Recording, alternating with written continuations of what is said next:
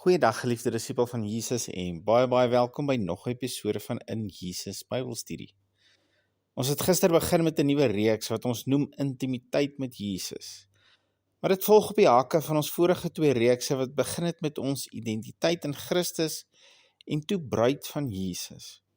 Hierdie drie reekse volg met 'n baie besonderse rede op mekaar en elkeen is eintlik ingeweef in die ander. Maar dis nou glad nie ek wat so oulik is om dit uit te dink nie, maar dis hoe ek glo die Heilige Gees my gelei het om dit met julle te deel. En dis ook hoe ek op die oomblik besig is om dit met ons gemeente te deel. Want dis waarmee Jesus besig is om dit met my te deel op 'n baie persoonlike en besonderse manier. So ek kan jou verseker, ek is maar ook besig om saam met julle te groei in alles wat ek met julle deel. En soveel meer hierdie spesifieke reeks, Intimiteit met Jesus. Man, hierdie is vir my so besonder en so persoonlik en so na my hart. So vir vandag wil ek net weer teruggaan na gister se skrifte. Ons het begin by Johannes 3 vers 16, wat sê, want so lief het God die wêreld gehad, dat hy sy eniggebore seun gegee het, sodat elkeen wat in hom glo, nie verlore mag gaan nie, maar die ewige lewe kan hê. God het my en jou so lief, dat hy sy seun gee, sy enigste, die kosbaarste besitting wat hy het. Waarvoor? Sodat ons ewige lewe kan hê.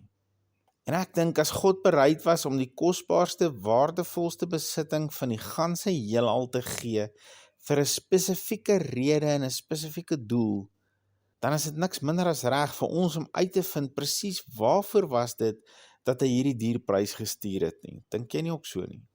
Dis awesome en fantasties om te weet dat hy ons so intens lief het en dat hy bereid was om Jesus te gee. Maar waarvoor presies het hy hom gegee? Volgens Jesus se eie woorde in hierdie vers is dit sodat ons wat in hom glo die ewige lewe mag hê. En dis nou hier waar mense se verbeelding op hol gaan en hulle elkeen opkom met hulle eie idee en opinies van wat ewige lewe is. En meeste mense koppel ewige lewe op een of ander manier aan ons lewe eendag in die hemel. En alhoewel dit deel daarvan is dit verseker nie al nie. Maar voor ons te veel hieroor wil stryerig raak, sal dit nie wyser wees om die woord geleentheid te gee om die woord te interpreteer nie. En Jesus doen presies dit in Johannes 17. Ek lees vanaf vers 1 vir ons, net sodat ons 'n bietjie konteks kan kry. En net so terloops, hierdie gebed van Jesus is waarna baie teoloë verwys as sy hoë priesterlike gebed, oomblikke voor hy verraai en gevange geneem is. Hy begin in vers 1 met, Vader, die uur het gekom, verheerlik u seun, sodat u seun u ook kan verheerlik. Dan vers 2, soos u hom mag oor alle vlees gegee het, sodat hy aan almal wat u hom gegee het, die ewige lewe kan gee. Hier is daai woorde weer, ewige lewe.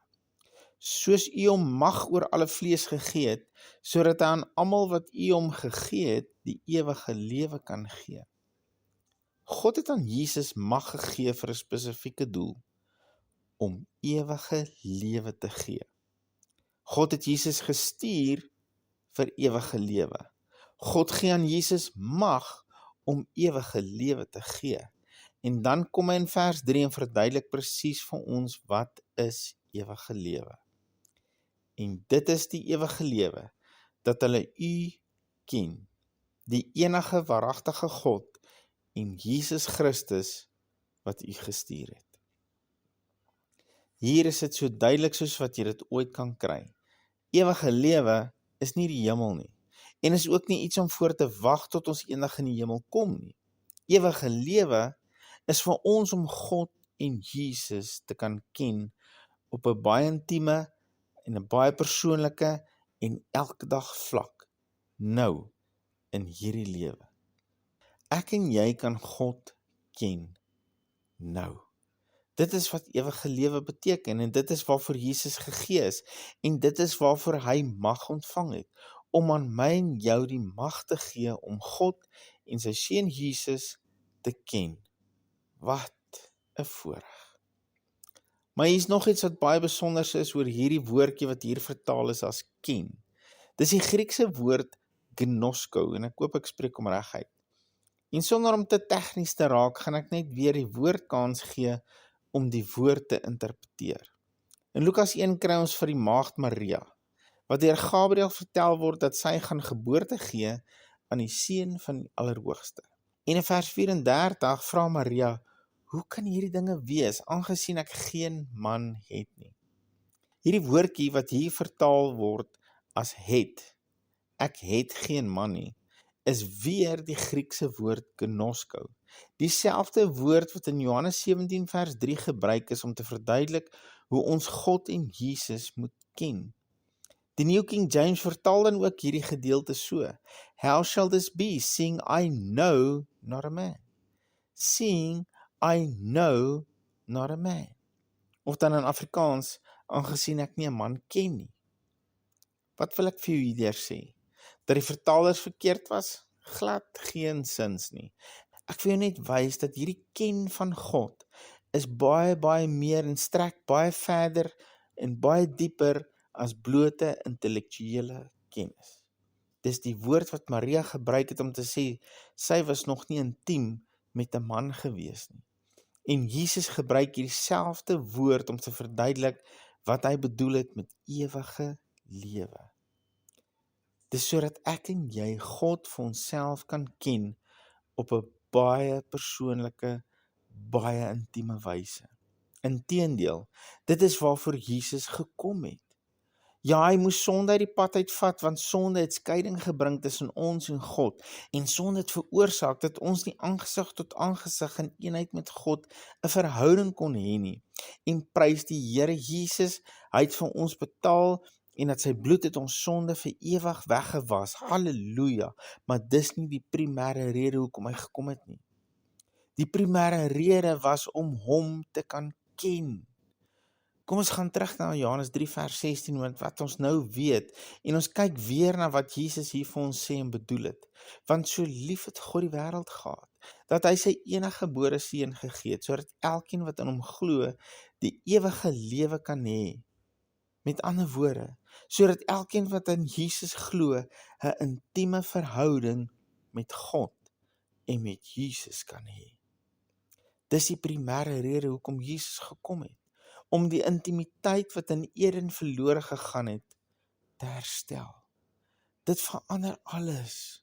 God wil weer in die aandwindjie saam met jou stap en met jou gesels. Hy wil jou vashou en jou koester. Hy wil jou vertel hoe lief hy jou het en hoe kosbaar jy vir hom is. Hy wil betrokke wees in elke oomblik, in elke dag. Hy wil betrokke wees in jou hele week, jou hele lewe. Hy wil net saam met jou sit op die bank en niks sê nie. Hy wil jou vashou as jou baas onregverdig is en jou help om vir hom in te tree, want hy wil hom ook kan vashou en koester en lief hê. Hy wil jou hand vashou. Hy wil jou vasdruk teen sy bors en hy wil jou help om hom beter en beter en beter en beter te leer ken.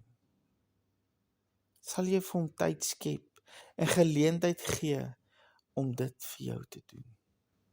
Here Jesus, dankie dat U ons so lief het. Dankie dat U ons wil vashou en ons koester sodat ons U beter kan leer ken. Dankie dat U die lewe saam met ons wil doen, hand aan hand, skouer aan skouer, sodat ons U kan leer ken. Sodat ons U kan leer ken as die son so lekker skyn, maar ook in die storms, in die vuur, in die oomblikke wanneer die lewe onregverdig en moeilik is. Dan wil U ook vir ons wys, U is nog steeds dieselfde. U is nog steeds die sagte, liefdevolle God.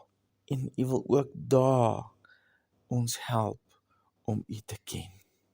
Here, ons wil ons lewe en ons harte oopmaak en sê, kom wys ons, kom leer ons wie U is.